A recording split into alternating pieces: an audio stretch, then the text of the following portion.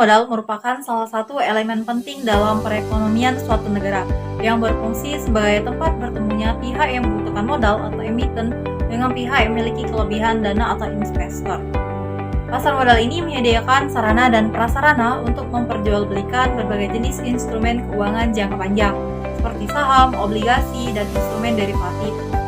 Adapun peran utama pasar modal adalah untuk mengalokasikan dana dari pihak yang memiliki kelebihan dana kepada pihak yang membutuhkan, serta memungkinkan investor untuk memperoleh return melalui keuntungan dari selisih harga atau hasil dividen. Pasar modal secara umum terbagi menjadi dua jenis, yaitu pasar modal konvensional dan pasar modal syariah. Pasar modal konvensional bekerja berdasarkan prinsip-prinsip ekonomi secara umum, namun pasar modal syariah beroperasi dengan mengikuti aturan-aturan syariah, yang antara lain melarang riba atau bunga. Sejarah pasar modal sendiri sudah berlangsung lama. Salah satu bursa efek tertua didirikan pada awal abad ke-17 di Amsterdam, Belanda. Sementara di Indonesia, pasar modal mulai beroperasi pada tahun 1912 di Batavia atau sekarang Jakarta. Meskipun berkembang pesat pada era modern setelah dibentuknya Bursa Efek Jakarta pada tahun 1970. Struktur pasar modal. Struktur pasar modal terdiri dari berbagai komponen yang saling berinteraksi untuk menjalankan fungsinya sebagai tempat transaksi instrumen keuangan jangka panjang. Struktur ini dapat diuraikan sebagai berikut. Yang pertama, regulator atau pengawas pasar modal. Regulator merupakan lembaga yang berfungsi atau mengatur dan mengawasi seluruh kegiatan yang terjadi di pasar modal. Di Indonesia, peran ini dijalankan oleh Otoritas Jasa Keuangan atau OJK yang bertugas untuk memastikan kepatuhan pasar modal terhadap peraturan perundang-undangan dan melindungi investor dari praktik yang tidak sehat. Yang kedua, bursa efek. Bursa efek adalah tempat berlangsungnya transaksi jual beli instrumen keuangan seperti saham, obligasi, dan derivatif. Di Indonesia, peran ini dipegang oleh Bursa Efek Indonesia atau BEI. BEI menyediakan sarana bagi emiten atau penerbit efek dan investor untuk melakukan transaksi efek secara terorganisir, dan juga lembaga clearing dan penjamin. Lembaga ini berfungsi menjamin penyelesaian transaksi efek di bursa. Di Indonesia, tugas ini dipegang oleh Clearing Penjamin Efek di Indonesia atau KPEI yang menjamin bahwa transaksi yang telah dilakukan di bursa akan diselesaikan dengan baik dan tepat waktu. Lembaga ini juga membantu dalam proses clearing, yaitu pencocokan antara transaksi. Pengaruh regulasi pemerintah terhadap perkembangan pasar modal di Indonesia. Regulasi pemerintah memiliki pengaruh yang signifikan terhadap perkembangan pasar modal di Indonesia. Pertama-tama, regulasi yang ketat dan transparan dari Otoritas Jasa Keuangan atau OJK berkontribusi dalam membangun kepercayaan investor sehingga mendorong partisipasi yang lebih luas di pasar. Dengan adanya aturan terjelas, investor merasa lebih aman dalam melakukan investasi yang pada gilirannya meningkatkan likuiditas pasar. Lebih jauh lagi, kebijakan pemerintah yang mendukung penerbitan efek baru seperti saham dan obligasi serta insentif bagi perusahaan untuk melakukan immediate public offering dapat meningkatkan jumlah emiten yang terdaftar di bursa. Regulasi juga berperan dalam meningkatkan infrastruktur pasar termasuk sistem perdagangan dan juga clearing yang penting untuk efisiensi transaksi.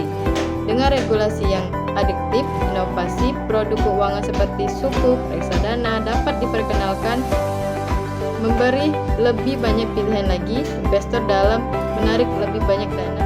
Selanjutnya ada materi instrumen yang diperdagangkan di pasar modal serta mekanismenya. Di pasar modal terdapat berbagai instrumen keuangan yang dapat diperdagangkan. Berikut saya akan menjelaskan beberapa instrumen utama beserta mekanismenya. Yang pertama ada saham. Saham adalah surat berharga yang menunjukkan kepemilikan atas suatu perusahaan. Pemegang saham memiliki hak atas laba perusahaan, dividen, dan hak suara dalam rapat umum pemegang saham. Mekanisme saham diperdagangkan di bursa efek, dan investor dapat membeli saham tersebut melalui perusahaan efek atau broker yang terdaftar di bursa. Transaksi ini dilakukan secara online dan harga saham ditentukan oleh permintaan dan penawaran di pasar. Dan yang kedua ada obligasi. Obligasi adalah surat utang yang diterbitkan oleh pemerintah atau perusahaan untuk mendapatkan dana. Pemegang obligasi ini berhak menerima pembayaran bunga atau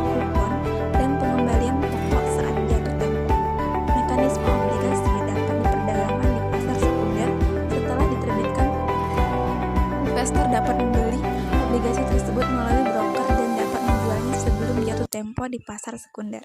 Dan yang ketiga ada reksadana. Reksadana adalah wadah yang digunakan untuk menghimpun dana dari masyarakat untuk diinvestasikan dalam portofolio efek seperti saham, obligasi, atau instrumen pasar uang. Mekanisme investor membeli unit penyertaan reksadana melalui manajer investasi. Nilai unit ini dihitung berdasarkan nilai aset listrik atau NAV dari portofolio yang dikelola. Dan yang keempat ada derivatif.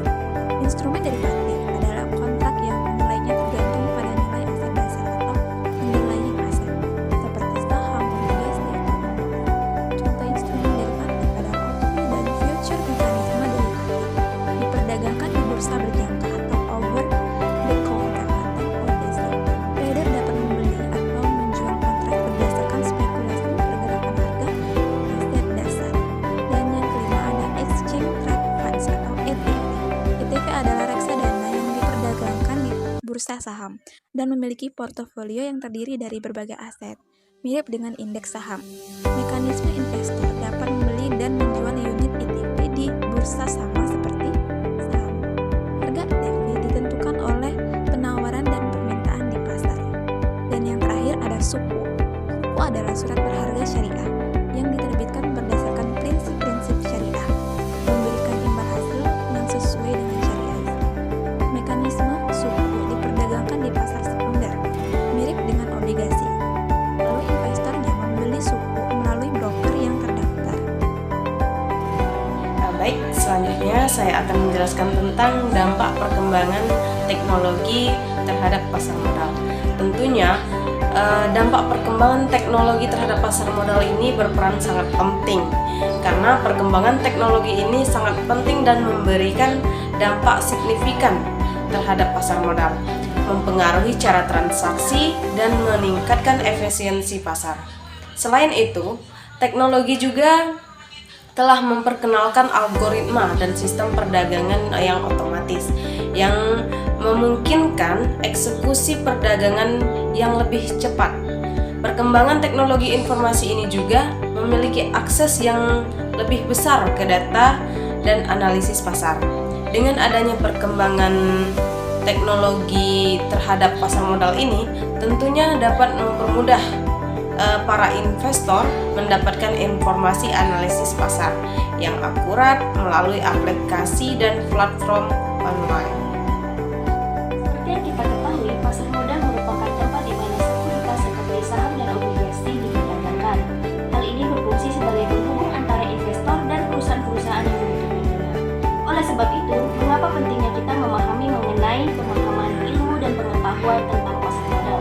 Pengetahuan yang baik serta pemahaman yang luas mengenai pasar modal dapat membantu individu maupun suatu badan dalam mengambil keputusan yang bijak dan baik pada saat melakukan investasi di pasar modal serta mengurangi risiko berinvestasi di pasar modal. Adapun tips dan saran bagi para pemulai berinvestasi di pasar modal diantaranya mulailah dengan pendidikan, pengetahuan dan pemahaman mengenai instrumen investasi yang baik pada saat melakukan investasi di pasar modal.